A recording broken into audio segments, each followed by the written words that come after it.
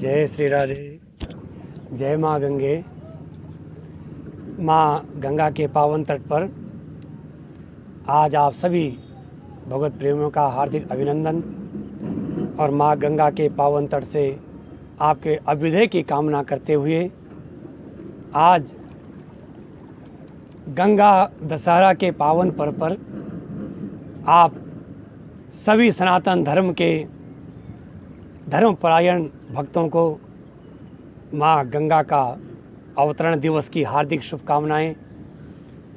माँ गंगा की पावन धारा इस धरती पर आई और इस धरती पर आकर के अनंत काल से इस वसुधा का समृद्धम सौभाग्यम सकल वसुधाया किमपितन समस्त पृथ्वी का सौभाग्य जागृत हुआ माँ भगवती गंगा के स्पर्श से।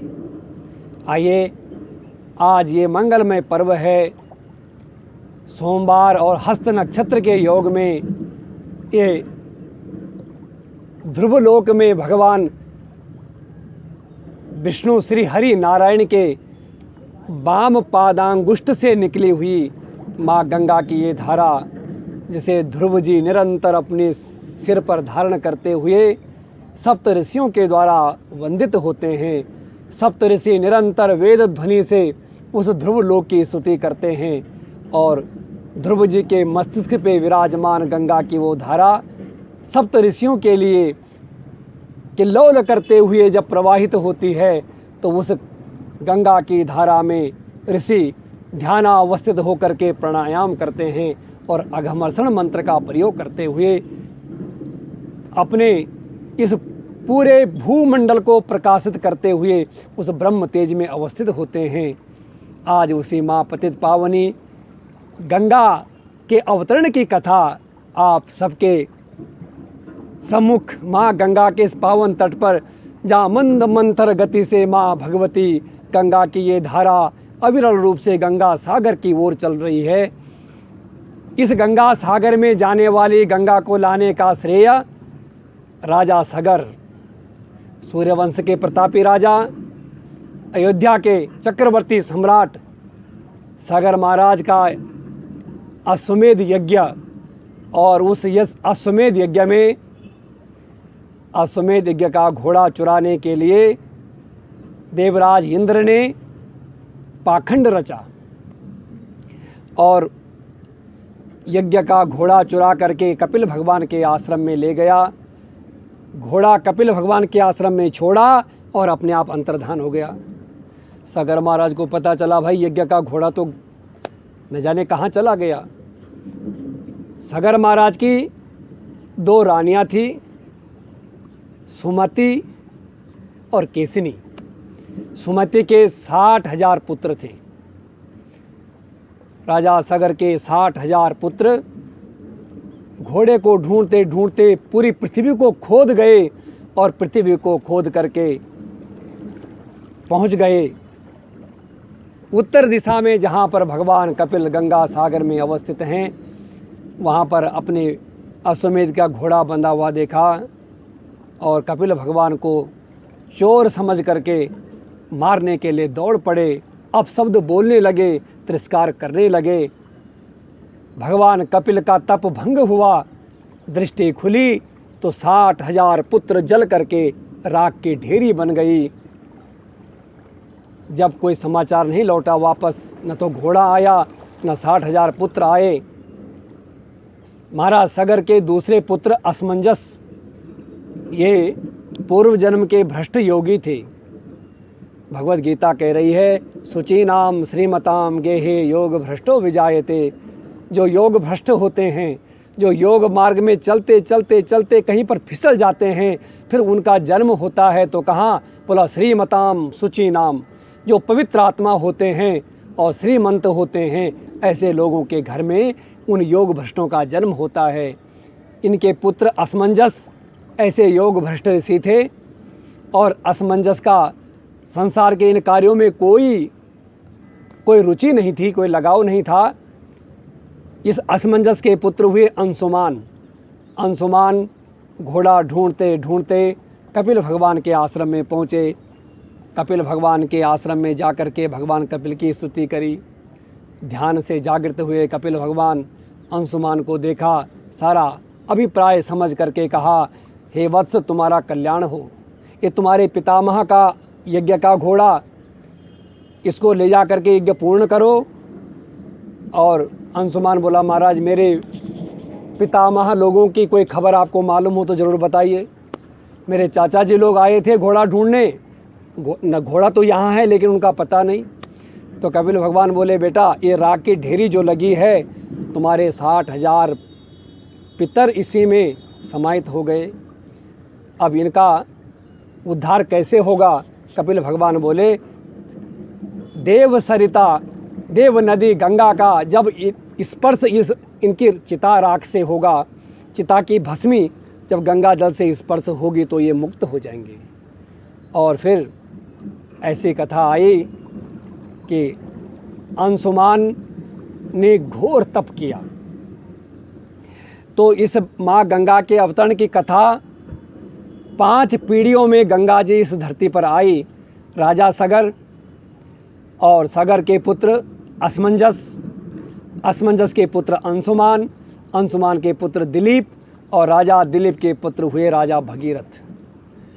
5 पीढ़ियों का तपोपुंज, 5 पीढ़ियों की तपस्या जब फलीभूत हुई, माँ भगवती गंगा प्रसन्न हुई। राजा भगीरथ को कहा, भगीरथ, तुम्हारा मनोकृत पूर्ण हो, मैं धरती पर जाऊंगी, लेकिन मेरे इस वेग को कौन रोकेगा? क्योंकि जब मैं इस ब्रह्मलोक से चल करके धराधाम पे जाऊंगी तो मैं एकदम रसातल में पहुंच जाऊंगी, इतनी तीव्र मेरी धारा है, कौन धारण करेगा? भगवान शंकर, देवादिदेव महादेव, एकमात्र उनमें सामर्थ्य है जो गंगा की उस तीव्र धारा को धारण कर सकते हैं। ऐसा अभिप्राय समझ करके भगीरथ ने फिर भगवान शंकर की आराधना करी। आहा, भोलेनाथ ने अति शीघ्र प्रसन्न होकर के गंगा को अपनी जटाओं पर धारण करने का वरदान दे दिया राजा भगीरथ को। और फिर कालांतर में ब्रह्म कमंडलू से निकली हुई माँ गंगा की धारा सबसे पहले मेरू पर्वत के शिखर पर गिरी और वहाँ से 4 भागों में विभक्त हो गई। विष्णु पुराण का वर्णन है। 4 भागों में अलकनंदा, सीता, चक्षु और भद्रा, इन 4 नामों में अलग अलग धारों में विभक्त होकर के अलकनंदा की दिव्य धारा भोलेनाथ के जटाओं में किल्लोल करती हुई और निरंतर भोलेनाथ उस गंगा की एक धारा को इस धराधाम के लिए छोड़ा। रथेना वायु वेगेना प्रधावंती दिशोत्सा, वायु वेग से आगे आगे भगीरथ पीछे पीछे गंगा मैया की अविरल धारा बहने लगी और गंगा मैया की वो किल्लोल करती हुई तरंगित होती हुई धारा 10 दिशाओं को एक वेद ध्वनि से गुंजायमान करते हुई इस संपूर्ण धरा को ही पुण्य तीर्थ बनाते हुई बहने लगी। मार्ग में जन्नू ऋषि की कुटिया और जन्नू ऋषि आश्रम में बैठे हुए हैं तपस्या में। बहुत गड़गड़ाहट के साथ गंगा मैया की धारा बह रही है। तप में भंग हो गया। जन्नू ऋषि ने देखा, इतने में जन्नू ऋषि की कुटिया बहने लगी गंगा की धारा में और जन्नू ऋषि ने एक ही आचमन में गंगा जी का सारा पान कर लिया। गंगा मैया की वो अविरल धारा जन्नू ऋषि ने जैसे आचमन करके पी। राजा भगीरथ ने पीछे मुड़ करके देखा, गंगा जी कहीं नहीं। एक ऋषि हैं, बड़े सहज भाव से समाधिस्थ होकर बैठे हैं। राजा भगीरथ ने चरणों में प्रणाम किया, स्तुति करी। स्तुति करते करते जन्नू ऋषि की आंखें खुली। भगीरथ को देखा, जटाजूटधारी एक तपस्वी और स्तुति करता है। महाराज जन्नू ऋषि बोले, राजन, तुम्हारी स्तुति का क्या अभिप्राय है? जब पूरा वृत्तांत सुनाया, जन्नू बोले, तो कोई बात नहीं। तत्काल जन्नू ऋषि ने अपनी जंघा को फाड़ दिया और जंगा का जैसे ही भेदन किया, वहाँ से गंगा मैया की एक अविरल धारा फिर बह निकली और वहाँ से जन्नू ऋषि ने अपनी पुत्री के रूप में माँ गंगा इस भारत भूमि के सौभाग्य के लिए भगीरथ को दे दी और माँ भगवती गंगा का एक नाम पड़ गया जाह्नवी। बोले जाह्नवी मैया की जय, गंगा मैया की जय, सत्य सनातन धर्म की जय। और सत्य सनातन धर्म का प्राण ये गंगा मैया का एक एक अमृतमयी जल बिंदु, एक एक कण इस भारत भूमि को विश्व वंदित बनाते हुए देवराज इंद्र भी इसकी स्तुति करते हैं। भगवत प्रेमियों, वही माँ गंगा का ये पावन अवतरण दिवस गंगा दशहरा के रूप में आज हम सब मना रहे हैं। मैं संपूर्ण भारत भूमि के निवासियों को माँ गंगा के अवतरण की बहुत बहुत शुभकामनाएं प्रदान करता हूँ। और इस गंगा दशहरा पर 10 प्रकार के पापों का हरण होने के कारण ही इसे गंगा दशहरा कहा गया। माँ गंगा जीव के, मनुष्य के 10 प्रकार के पापों का शमन करती है।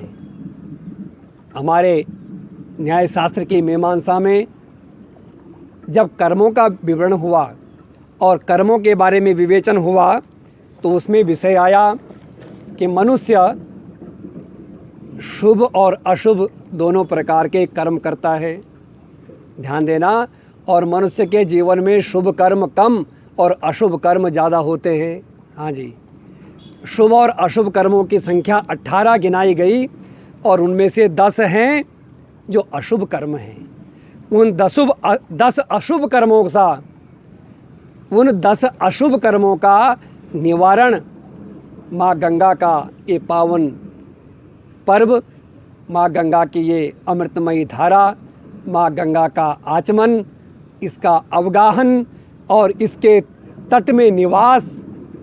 और तो और साहब, गंगा गंगेति यो ब्रूयात योजना नाम सतैरपि, 100 योजन दूर से भी आप प्रेम पूर्ण हृदय से गंगा गंगा ऐसा करके कहें तो मुच्यते सर्वपातकात्, सब प्रकार के पापों का शमन होता है।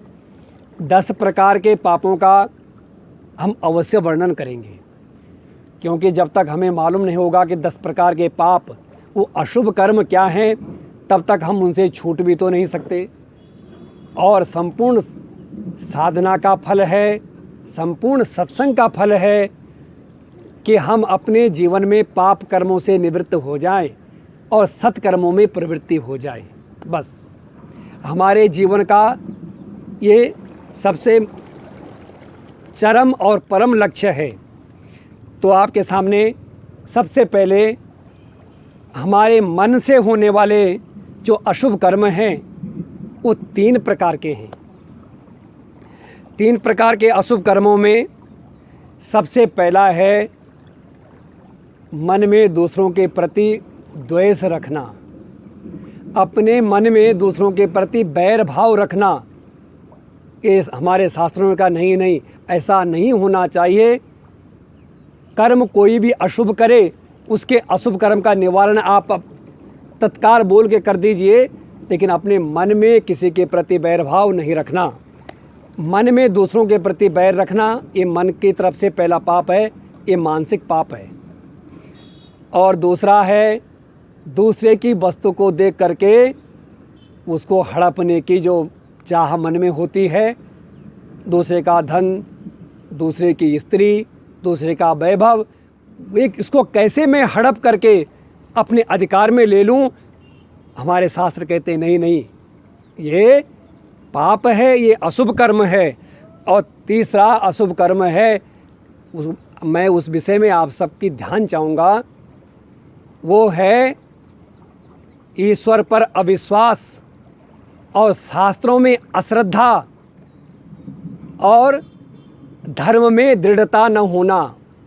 ये मन के द्वारा सबसे बड़ा पाप है, सबसे बड़ा अशुभ कर्म है, क्योंकि ईश्वर, शास्त्र और धर्म इन तीनों ने ही हमारे जीवन को हर प्रकार से समेटा हुआ है, हमारे जीवन को संवारा हुआ है और हमारे जीवन का एक एक क्रियाकलाप इन्हीं के द्वारा संवर्धित हो रही है, क्रियाकलाप आगे बढ़ रहे हैं। तो हमारे मन के द्वारा एक क्षण भी यदि अपने धर्म के प्रति अश्रद्धा होती है, अपने धर्म में अगर हम डगमगा जाते हैं, तो वो मन का सबसे बड़ा पाप है। उसको कहते व्यभिचार। वो व्यभिचारिणी भक्ति होती है और उसका सज़ा बहुत बड़ी हमारे शास्त्रों में लिखी है। तो हम मन के द्वारा इन 3 पापों से छूट जाते हैं जब हम माँ गंगा के पावन शरण में आकर के इसके पवित्र जल का आचमन करते हैं, इसकी पवित्र गाथा को सुनते हैं और फिर उसके अनुसार अपने जीवन में आचरण करते हैं। तो मन के द्वारा 3 अशुभ कर्म हुए, वाणी के द्वारा 4 अशुभ कर्म होते हैं। वाणी के द्वारा 4 अशुभ कर्म होते हैं। पहला अशुभ कर्म है झूठ बोलना। वाणी का कर्म झूठ बोलना नहीं है। वाणी सत्य बोलने के लिए है और जब भी हम वाणी से असत्य बोलते हैं तो हमने वाणी से अपराध कर दिया। ये अशुभ कर्म हमारे खाते में लिखा जाएगा। और दूसरा है दूसरे को पीड़ा पहुंचाने वाले शब्द बोलना। ऐसे बाण की तरह मर्मभेदी शब्दों को बोलना जिससे किसी की आत्मा को ठेस लगे, ये भी हमारे शास्त्रों में अशुभ कर्म पाप की श्रेणी में रखा गया है। तीसरा है चुगली करना, दूसरे के कर्मों की निंदा करना, चुगली करना, ये पूर्णतः वर्जित है। किसी के भी बुरे कर्मों की पीठ पीछे चुगली नहीं करनी चाहिए। जो बोलना हो सामने बोलो, स्पष्ट बोलो और फिर अपना निर्भ्रांत हो जाओ। अपने मन में किसी प्रकार का न तो द्वेष रखो और वाणी में न तो उसके पीठ पीछे जाके चुगली करो। और चौथी बात है जो हम लोग कभी ध्यान नहीं देते, वो बात शास्त्रों ने हमारे ध्यान में रखी कि हमको असंबद्ध नहीं बोलना चाहिए। यानी जो मुंह में आया बोल दिया, बिन विचारे बोल दिया, बोलते ही चले जा रहे हैं, बोलते ही चले जा रहे हैं। शास्त्र कहता है ये वाणी का आपने दुरुपयोग किया है। ये वाणी के द्वारा 4 प्रकार के अपराधों को शास्त्रों में बताया। तो 3 अशुभ कर्म हुए मन से, 4 हुए वाणी से और इसी क्रम में 3 अशुभ कर्म हमारे शरीर से होते हैं। उनमें सबसे पहला है किसी प्राणी का वध करना, हिंसा करना, किसी को मार देना। ये सबसे बड़ा शारीरिक पाप है। किसी भी प्राणी को वध करने का अधिकार किसी को भी नहीं है। और दूसरा है चोरी करना। इस शरीर के द्वारा किसी का भी धन उठाना, चोरी करना, ये शरीर के द्वारा किया हुआ पाप कर्म है। और तीसरा है परस्त्री गमन। हमारे यहाँ मातृवत प्रदारेषु प्रद्रव्येषु लोष्टवत आत्मवत सर्वभूतेषु यह पश्यति स पंडितः, ऐसी कसौटी शास्त्रों में रखी। महापुरुषों ने नीति मार्ग बनाया कि दूसरे के धन को मिट्टी के समान समझो और दूसरे की स्त्री को मातृभाव से नमन करो, उसका संरक्षण करो, उसका सम्मान करो। तो हमारे इस दशहरा पर्व पर इन 10 प्रकार के अशुभ कर्मों का माँ भगवती, भागीरथी, गंगा, जाह्नवी, ये देव नदी, देव सुरसरी, ये माँ निरंतर युगों युगों से हमारे पापों को, तापों को, संतापों को धो रही है। मैं आप सभी को माँ गंगा के इस तट से माँ गंगा की अविरल धारा को आपके घर घर तक, आपके हृदय हृदय तक पहुँचाने के लिए एक दृश्य आप माँ गंगा की इस अविरल बहती हुई धारा का देख लीजिए। कितना सुंदर मंद मंथर गति से, किसी प्रकार का कोई संघर्ष नहीं, सहजता से बहती हुई माँ गंगा की धारा युगों युगों से इस मानव के कलमशों को धो रही है। और इस गंगा दशहरा के पर्व पर देवभूमि उत्तराखंड में स्थान स्थानों पर देव डोलियाँ सजती हैं और बड़े सुंदर भव्य रूप से हमारे शक्तिपीठों को सजाया जाता है। उन्हीं में सब एक शक्तिपीठ माँ भगवती जगदम्बा का एक सिद्ध शक्तिपीठ है माँ सुरकंडा देवी का मंदिर टिहरी जनपद में कद्दूखाल के ठीक ऊपर उच्च श्रृंखल में उस चोटी पर माँ भगवती सुरकंडा का दिव्य मंदिर है। और आज के दिन वहाँ पर युगों से भक्तों की बहुत बड़ी समूह एकत्र होता हुआ और आज माँ सुरकंडा के उस पावन प्रांगण में बहुत दिव्य मेला का आयोजन होता है। सब लोग माँ भगवती के स्वरूप में ही एक दूसरे को मिलते हैं और ये युगों युगों से चला आया है। ये समय कोरोना का संकट है तो हम सभी लोग अपने मन से माँ गंगा में स्नान करें। इसलिए मैं गंगा तट में बैठा हूँ और आप लोग इस गंगा माँ की धारा को अपने हृदय में धारण करते हुए मानसिक डुबकी लगाइए और अपने ही पास रोकने का प्रयास मत कीजिए। इस अविरल धारा को बहने दीजिए। जितना हो सके आप इस वीडियो को आगे बढ़ाएं, जन जन तक पहुंचाएं, ताकि गंगा दशहरा के दिन कोई भी व्यक्ति माँ गंगा के दर्शन से वंचित ना रह जाए। और इसी मंगलमय कामना के साथ मैं आप सभी को एक बार फिर माँ गंगा के अवतरण की बहुत बहुत हार्दिक शुभकामनाएं, मंगलमय कामनाएं। सत्य सनातन धर्म की प्रतिष्ठा बनी रहे, आपके मन में भगवान की दृढ़ भक्ति हो, धर्म में अटूट श्रद्धा हो। इसी के साथ गंगा मैया की जय, सत्य सनातन धर्म की जय हो।